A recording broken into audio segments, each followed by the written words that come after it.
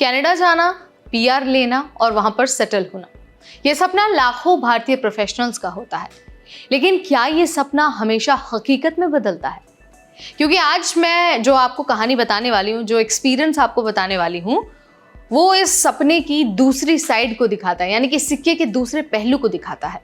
बेंगलुरु के take professional Gautam Menon और उनकी पत्नी, जो करियर में बहुत अच्छे मुकाम पर थे, कनाडा गए बेहतर लाइफ की तलाश में।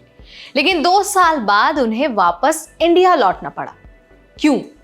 आज हम आपको इसे क्यों का आंसर देंगे और आपको रियलिटी बताएंगे कि विदेश में जाकर सेटल होने का, खास तौर पर कनाडा में सेटल होने की जो रियलिटी है वो क्या है, और आप गौतम की इस जर्नी से क्या कुछ सीख सकते हैं।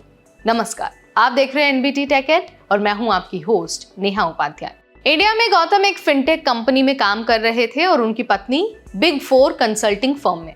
करियर सही ट्रैक पर था, लेकिन दोनों को लगा कि कनाडा जाकर ग्रोथ और जो उनकी लाइफस्टाइल है वो और ज्यादा बेहतर हो जाएगा। फिर दोनों वहां शिफ्ट हुए, पढ़ाई की, पार्ट टाइम जॉब्स की और धीरे धीरे एक नेटवर्क भी बना लिया। उनकी पत्नी को तो एक बड़े बैंक में सीनियर पोजीशन भी मिल गई, यानी कि बाहर से देखने में सब कुछ एकदम परफेक्ट लग रहा था, लेकिन असलियत इससे बहुत अलग थी। कनाडा में गौतम को अपनी फील्ड में सही जॉब नहीं मिल रही थी। मजबूरी में उन्होंने रात को टैक्सी ड्राइव करना शुरू किया, दिन में ढेरों जॉब एप्लीकेशन और रात को कैब चलाना। ये लाइफस्टाइल लंबे समय तक टिकाऊ नहीं थी। खर्चे इतने ज्यादा थे कि दोनों ही, यानी कि जो हस्बैंड और वाइफ है, दोनों पेचेक टू पेचेक जी रहे थे। धीरे धीरे ये प्रेशर उनकी पत्नी की हेल्थ पर असर डालने लगा। गौतम ने खुद को फेलियर मानना शुरू किया, लेकिन उनकी पत्नी ने उन्हें संभाला। उन्होंने कहा कि हम हार नहीं रहे, बस एक कदम पीछे ले रहे हैं। ये बात उनके लिए टर्निंग पॉइंट बन गई। गौतम ने बाद में साफ साफ लिखा कि इमिग्रेशन कंसल्टेंट्स पीआर को एक जादुई चाबी की तरह बेचते हैं, लेकिन सच्चाई ये है कि पीआर कार्ड न तो फाइनेंशियल सिक्योरिटी की गारंटी देता है और न ही बेहतर क्वालिटी ऑफ लाइफ की। सिर्फ सरवाइव करना और सच में अच्छी लाइफ जीना, इन दोनों में बहुत बड़ा फर्क है। और इसी फर्क ने उन्हें सोचने पर मजबूर किया कि इंडिया लौटना ही सही फैसला है। 2 साल के अंदर अंदर दोनों वापस लौट आए। वापस लौटना आसान नहीं था। शुरू में उन्हें लगा कि ये फेलियर है, क्योंकि आमतौर पर लोग जब बाहर जाते हैं ना तो उसके बाद वापस नहीं आते हैं, और ये जो साइलेंस रिटर्न वाले लोग हैं उनके लिए और मुश्किल बना देता है।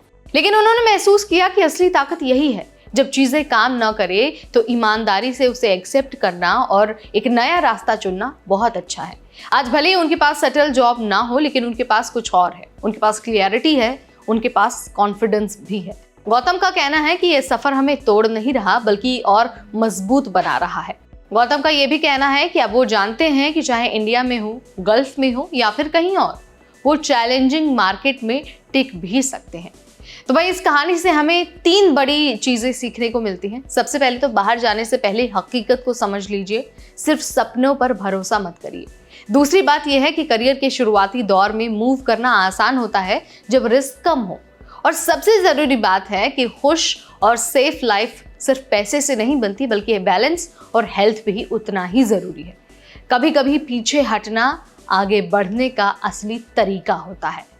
तो भाई, कनाडा या फिर किसी भी दूसरे देश का सपना देखने से पहले आप इस कहानी पर जरूर गौर कीजिए। पीआर कार्ड और रियल लाइफ दोनों के बीच बहुत अंतर होता है, जमीन आसमान का अंतर होता है। तो अगर आप भी विदेश में जाने की सोच रहे हैं, वहां पर शिफ्ट होने की सोच रहे हैं, तो एक बार अच्छे से रिसर्च कर लीजिए, खर्चों के बारे में जान लीजिए और जान लीजिए कि आप वहां पर जाकर क्या करने वाले हैं। आपके गोल्स एकदम क्लियर होने चाहिए। तो आप मुझे बताइए कि आप गौतम की इस जर्नी के बारे में क्या कहना चाहते हैं। क्या आप गौतम के इंडिया लौटने के फैसले से ताल्लुक रखते हैं? जो भी आप मानते हैं कमेंट के जरिए बता सकते हैं। इस वीडियो में फिलहाल इतना ही। तब तक मुझे यानी नेहा को दीजिए इजाजत। Keep watching NBT tech add.